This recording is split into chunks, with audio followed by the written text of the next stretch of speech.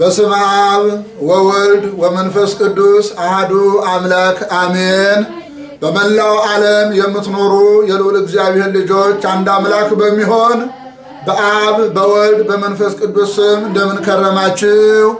አምላካችን መድኃኒታችን ፈጣሪያችን ኢየሱስ ክርስቶስ ሁላችንንም በያለንበት በምሕረቱ በቸርነቱ ጠብቆ ስሙን እንድንጠራ ሕጉን እንድንጠብቅ ትእዛዛቱን እንድንፈጽምና ኃጢአታችንን በደላችንን በምሕረቱ በቸርነቱ ይቅር ብሎ ልጆቹ እንድንሆን ስለፈቀደልን በፍጥረቱ አንደበት ስሙ እስከ ዘላለም የተመሰገነ ይሁን።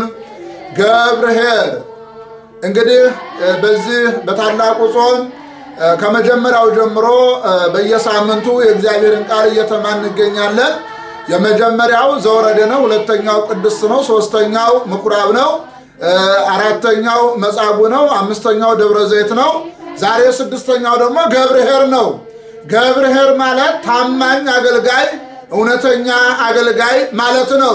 በውስተ ፍስሐሁ ለእግዚእከ፣ ይህ ታማኝ አገልጋይ እነሆ ወደ ጌታ ደስታ ግባ የሚል ድምፅ ሰምቷል። በውስተ ፍስሐሁ ለእግዚእከ፣ ወደ ጌታ ደስታ ግባ፣ አንተ ታማኝ በትንሹ ታምነሃልና በብዙ ሾመሃለሁ የሚል ድምፅ የሰማበትን ቃል ነው። ይህ ወንጌል የሚገኘው በማቴዎስ ወንጌል ምዕራፍ 25 ላይ ተጽፎ እናገኘዋለን።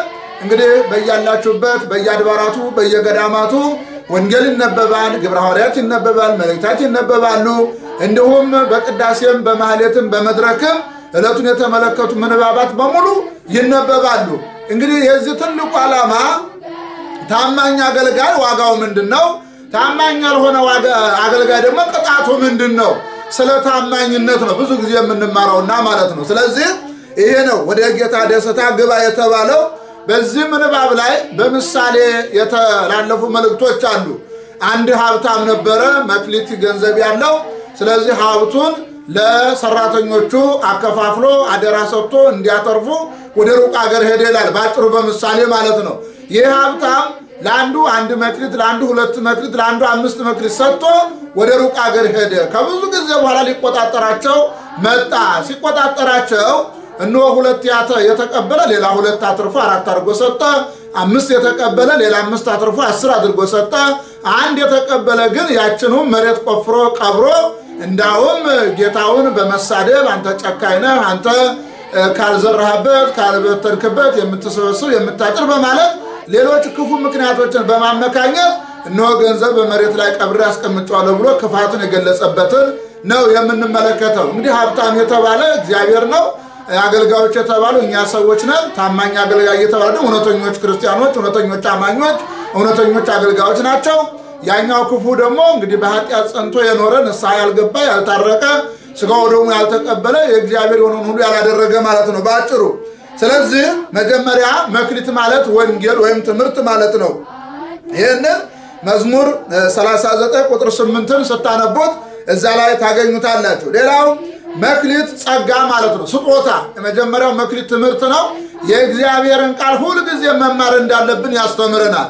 ሁለተኛው መክሊት ጸጋ ነው፣ ስጦታ ነው። ከላይ እስከታች ያለን ሰዎች ልዩ ልዩ ስጦታዎች ተሰጥተውናል።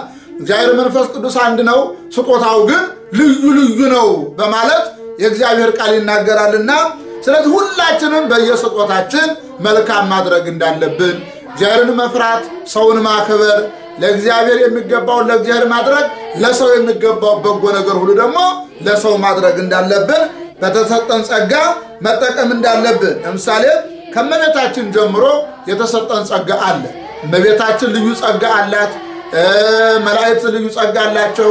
ነቢያት፣ ሐዋርያት፣ ጻድቃን፣ ሰማዕታት፣ አማኞች በሙሉ ከላይ ጀምሮ እስከታይ ልዩ ልዩ ጸጋዎች ስላሉን በተሰጡን ጸጋዎች መጠቀምና መታመን እንዳለብን የሚያስተምርን ነው። ሌላው መክሊት አደራ ነው። እግዚአብሔር የሰጠን አደራ መጠበቅ ማለት ነው። ጢሞቴዎስ ሆይ በውሸት ዕውቀት ከተባለ ለዓለም ከሚመች ከከንቱ መለፍለፍና መከራከር እየራቀ የተሰጠህን አደራ ጠብቅ ይላል። የተሰጠህን አደራ ጠብቅ እያለ ያስተምራል። ጢሞቴዎስ 6:20 ላይ መልካሙን አደራ በእኛ በሚኖረው በመንፈስ ቅዱስ ጠብቅ ይላል። ሁለተኛ ጢሞቴዎስ 1:14 ሌሎችን ደግሞ ሊያስተምሩ ለሚችሉ ለታመኑ ሰዎች አደራ ስጥ ይላል። የእግዚአብሔር ቃል ግን አይታሰርም፣ ቃሉ የታመነ ነው። እንዲህ የሚለው ከእርሱ ጋር ከሞትን ከእርሱ ጋር ደግሞ በሕይወት እንኖራለን። የሕይወትንም ቃል በቅንነት የሚናገር የማያሳፍር ሰራተኛ ሆነ የተፈተነውን ራስን ለእግዚአብሔር ልታቀርብ ትጋ በማለት ይናገራል ማለት ነው። ስለዚህ ይሄ ደግሞ ሁለተኛ ጢሞቴዎስ 2:1-16 ስታነቡት ታገኙታላችሁ ማለት ነው። ስለዚህ የተሰጠን አደራ በትክክል መጠበቅ እንዳለብን ይናገራል። ሌላው መንገድህን ለእግዚአብሔር አደራ ስጥ ይላል።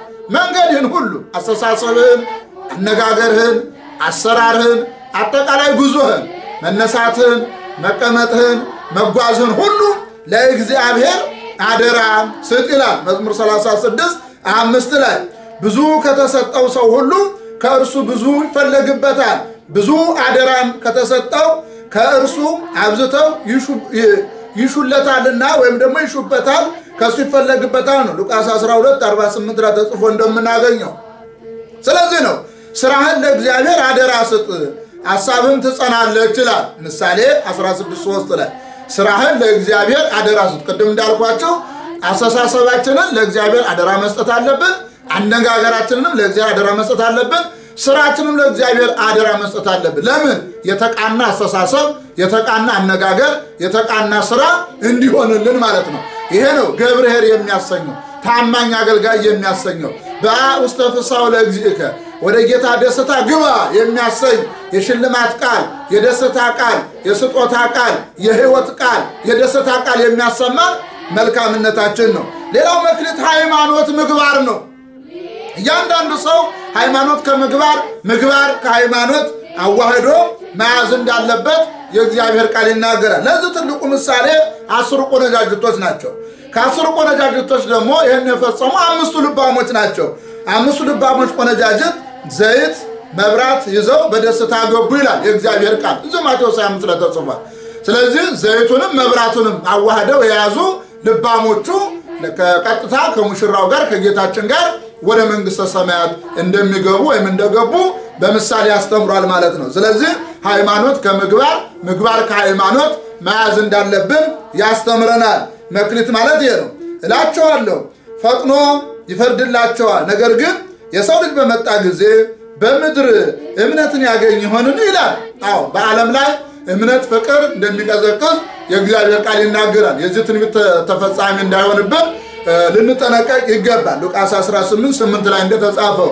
ስለዚህ በእምነታችን ልንጸና በምግባር ልንጠነክር ይገባልና ታማኝ አገልጋዮች ለመባል በየቤታችን በየሥራ ቦታ ለሕፃናቱ፣ ለወጣቱ፣ ለሽማግሌው የምናደርገው በጎ ነገር ሁሉ ታማኝነት ነውና ምንም ጊዜ ታማኝነትን መያዝ እንዳለብን ያስተምረናል። ሌላው መክሊት አርአያና ምሳሌ ነው።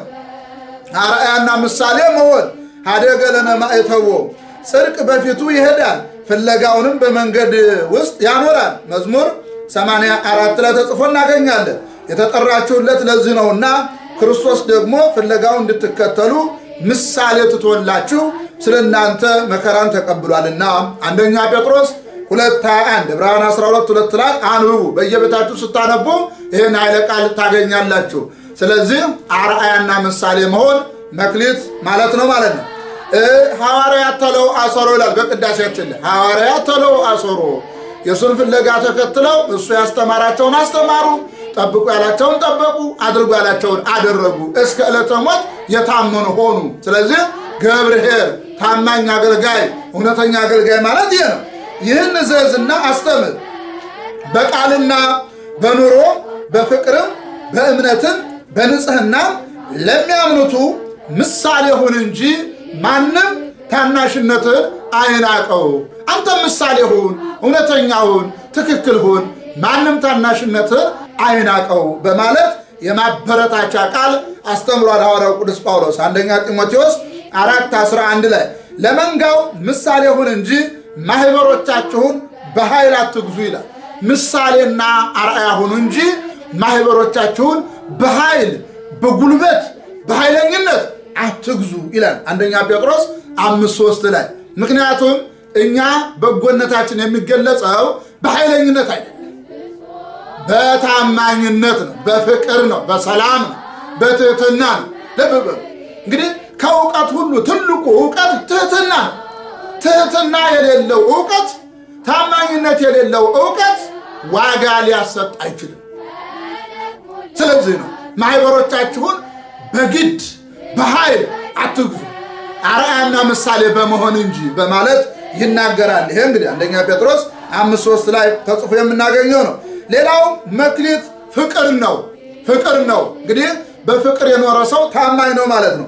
እርስ በርሳችሁ ትዋደዱ ዘንድ እንደወደድኳችሁ እናንተ ደግሞ እርስ በርሳችሁ ትዋደዱ ዘንድ አዲስ ትእዛዝ እሰጣችኋለሁ። እርስ በርሳችሁ ፍቅር ቢኖራችሁ ደቀ መዛሙርቴ እንደሆናችሁ ሰዎች ሁሉ በዚህ ያውቃሉ ይላል። የዓለም ሰው ሁሉ በዚህ ያውቃል። ስለዚህ በፍቅሬ ኑሩ በማለት እግዚአብሔር አዟል። ዮሐንስ 13:34-15 ተጽፎ እናገኘዋለን። ይህንንም በደንብ ማንበብ ያስፈልጋል። በርቱ፣ ጠንክሩ። ሁላችንም በየቤታችን በየሥራ ቦታ ፍቅር ሊኖረን ይገባል። ታማኝ አገልጋይ የሚያስብለው ይሄ ነው። እውነተኛ አገልጋይ የሚያስብለው ይሄ ነው። እውነተኛ አማኝ፣ ታማኝ አማኝ የሚያስብለው ይሄ ነው። በመሰረቱ አንድ አማኝ ሊያሟላቸው የሚገቡ ነገሮች አሉ። መጀመሪያ ማመን አለበት፣ በትክክል እግዚአብሔርን መፍራት አለበት። በሁለተኛ ደረጃ መታመን አለበት፣ ያው ታማኝ አገልጋይ ማለት ነው።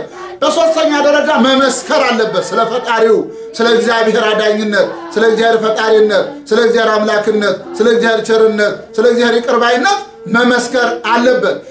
በአራተኛ ደረጃ መተግበር አለበት። የእምነቱ መገለጫ የፍቅሩ መገለጫ ሆነውን መልካም ስራ ሁሉ መተግበር አለበት። ሌላው አርአያና ምሳሌ መሆን አለበት። ሌላው የመፍትሄ ሰው መሆን አለበት። ስለዚህ እነዚህን ያሟላ ሰው ታማኝ አገልጋይ ይባላል ማለት ነው። እያንዳንዳችን በታማኝነታችን ልንጸና ልንበረታ ይገባል። ሌላው መክሊት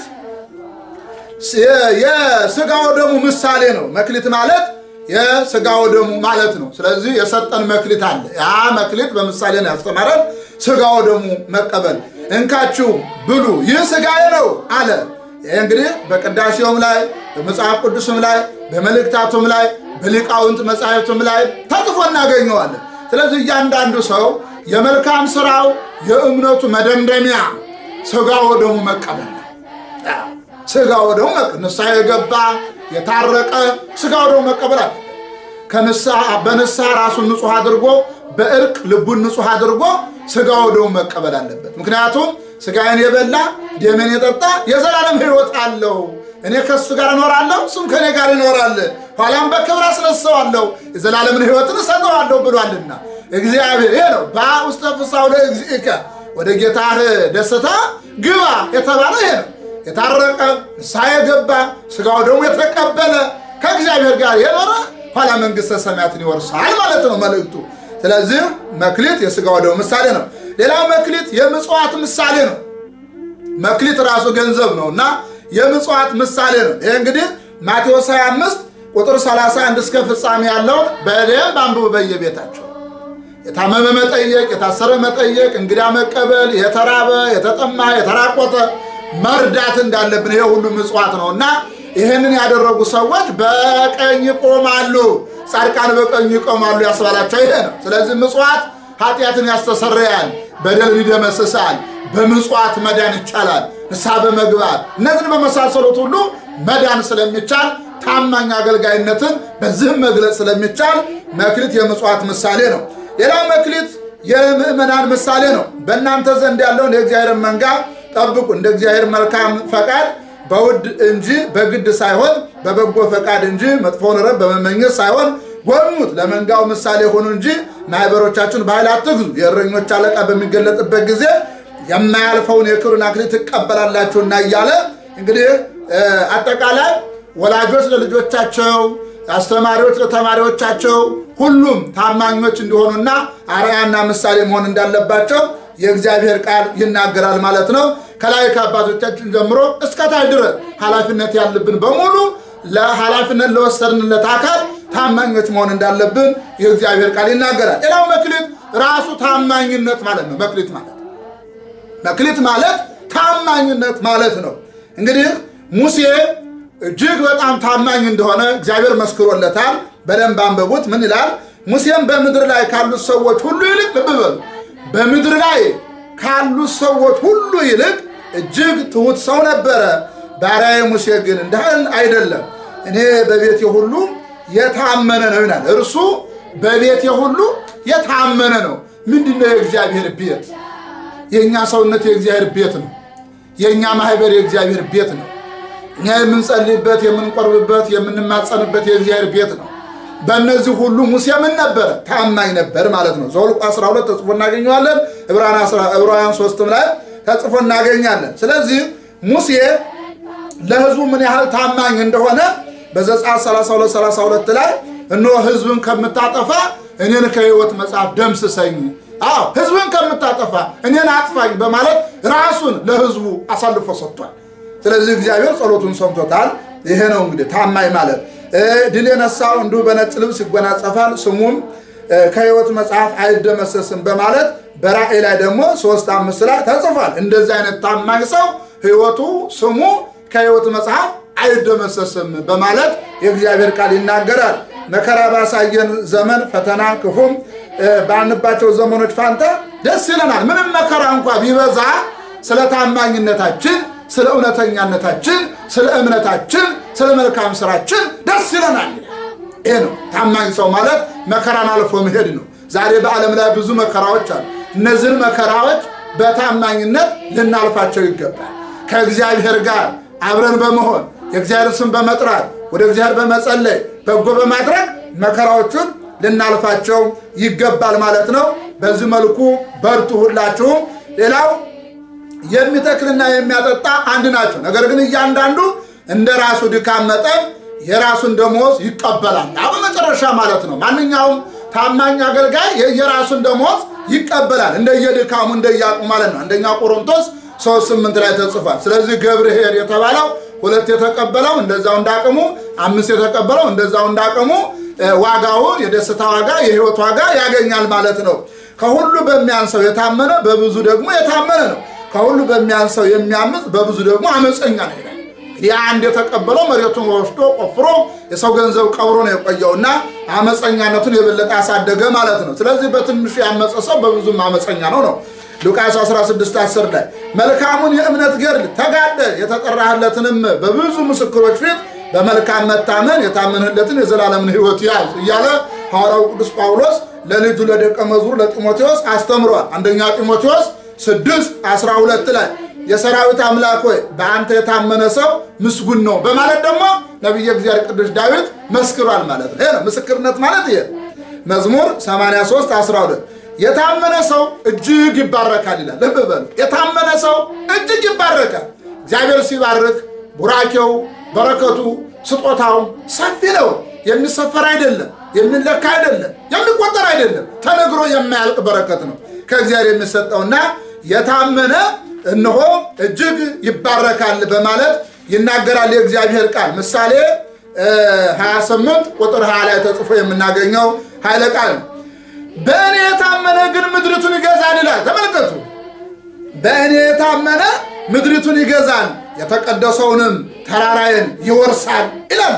ስለ መንግሥተ ሰማያት በብዙ ምሳሌ ያስተምሮናልና ኢሳይያስ 57:13 በእግዚአብሔር የታመነ እምነቱም እግዚአብሔር የሆነለት ሰው ቡሩክ ነው ብፁዕ ነው በማለት ይናገራል። ተመልከቱ፣ ወደ ሌላ ሀገር ወዲያው ሄደ እርገቱ ነው። ወዲያው ሄደ ማለት እርገቱ ነው።